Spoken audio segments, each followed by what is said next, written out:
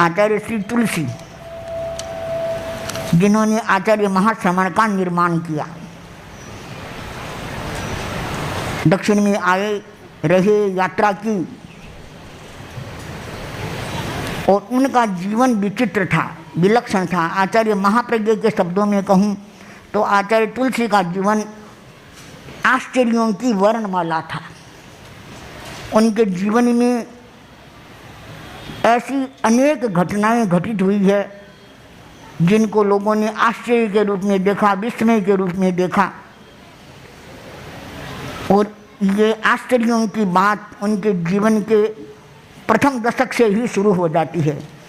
जीवन के प्रथम दशक में उन्होंने अपने घर की आर्थिक स्थिति को सुधारने के लिए प्रदेश जाने की मानसिकता बनाई और अपनी माँ से कह भी दिया कि आप भाई जी को राजी करो, वे मुझे प्रदेश ले जाएं, क्योंकि सागरमल जी तो भोले हैं, वो क्या कमाई करेंगे, मैं खूब कमाई करूँगा। तो आश्चर्य की बात है कि 9-10 वर्ष का बालक जो खुद के बारे में भी कुछ नहीं सोचता, घर की आर्थिक स्थिति के बारे में सोचने लगा। कितना विलक्षण चिंतन था। आचार्य तुलसी की दीक्षा हुई। वैराग्य की कोई लंबी चौड़ी कहानी नहीं है, सोचा भी नहीं होगा, उन्होंने भी नहीं सोचा, परिवार ने भी नहीं सोचा होगा। परम पूज्य कालूगनी का लाडनू में पादार्पण हुआ विक्रम संवत 1982 में। लगभग 1 महीना वहाँ विराजना हुआ और 1 महीने के भीतर भीतर ही सारा काम हो गया। कालूगनी को निकटता से देखने का मौका मिला। दूर दूर से देखते रहते ऐसी इकतारी जुड़ गई, भावना बन गई कि मन में वैराग्य हो गया। और अपनी माँ से कहा भी कि माँ, मेरी तो इच्छा होती है कि मैं बार बार गुरुदेव के पास जाऊँ, रहूँ, उनका चेला बनूँ, उनके चरणों में बैठूँ और उनके पास पढ़ाई करूँ। तो माँ ने कहा, बेटा ये तो तुम्हारा सौभाग्य, तुम्हारे मन में ऐसी भावना आई है, हमारे गुरुदेव की बड़ी पुण्याई है। और इसके साथ साथ उन्होंने उसी समय एक प्रश्न और पूछ लिया कि माँ एक बात और बताओ, इन गुरुदेव के पीछे दूसरे आचार्य कौन होंगे, उनके पढ़कर कौन होंगे? किसने सोचा था उस समय कि प्रश्न पूछने वाला ही उनका उत्तराधिकारी बन जाएगा? यह भी एक आश्चर्य की बात है। तो गुरुदेव के मन में कालूगनी का आकर्षण इतना बढ़ा, उनका शिष्य बनने की भावना जागी, वैराग्य हो गया और उसी महीने में उनकी दीक्षा भी हो गई। 11 वर्ष की उम्र में दीक्षा का होना भी एक आश्चर्य है।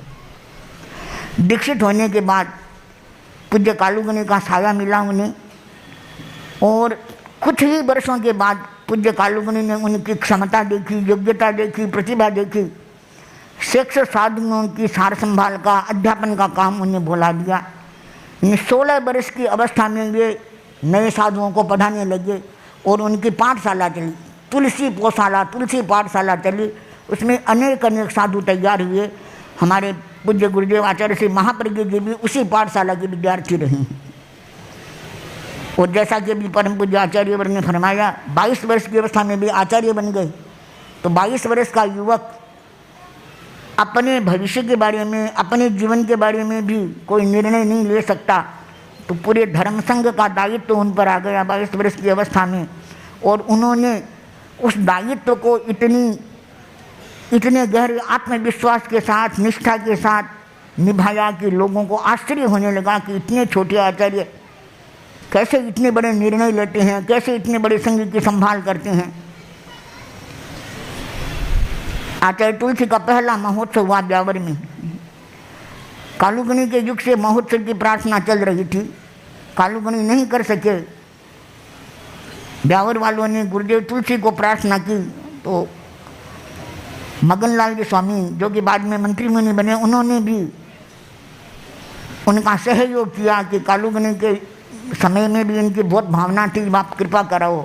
तो गुरुदेव ने अपना पहला मर्यादा महोत्सव ब्यावर फरमाया, लेकिन श्रावक समाज को सजग किया कि देखो अपने बलबूते पर तैयारी करना है।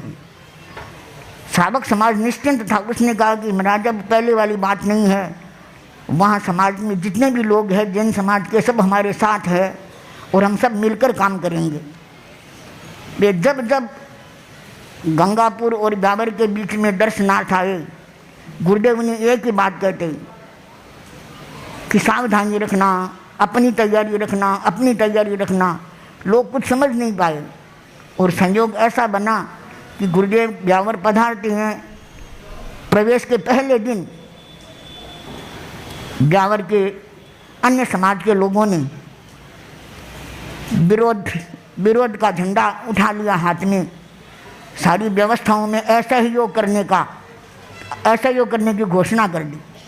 उस समय लोगों को पता चला कि गुरुदेव तुलसी ने जो हमें संकेत दिया था, कितनी दूरदर्शिता थी उनकी। तो इसको भी एक आश्चर्य के रूप में देखा गया कि एकदम नए नए आचार्य, और इनको कैसे पता चला कि इस प्रकार वहाँ विरोध हो सकता है। इतना प्रबल विरोध हुआ, लेकिन उस प्रबल विरोध में भी तेरा पंथ का जो वहाँ पर सुयश बढ़ा, ये गुरुदेव की पुण्याई और तेरा पंथ धर्म संघ की पुण्यवत्ता का प्रतीक था। गुरुदेव का प्रथम चातुर्मास बीकानेर में हुआ। वहाँ दीक्षा का कीर्तिमान बना। कालुगनी के युग में जितनी दीक्षाएँ हुई थी उनसे अधिक दीक्षा, 31 दीक्षा गुरुदेव ने एक साथ दी। और उसमें यह भी एक आश्चर्य था कि उन्होंने अपनी संसार पक्षीय माँ को दीक्षित किया। हमारे धर्म संघ में आचार्यों की कई माताएं दीक्षित हुई है, पर किसी भी आचार्य ने अपनी माँ को दीक्षित नहीं किया। यह अवसर भी आचार्य श्री तुलसी को मिला कि उन्होंने अपनी माँ को दीक्षा दी और 31 दीक्षाओं का कीर्तिमान बनाया। अब तो आचार्य श्री ने और ज़्यादा कीर्तिमान बना दिया, एक साथ 43 दीक्षा दिला दी। तो हमारे आचार्य एक के बाद एक कीर्तिमान करते रहते हैं।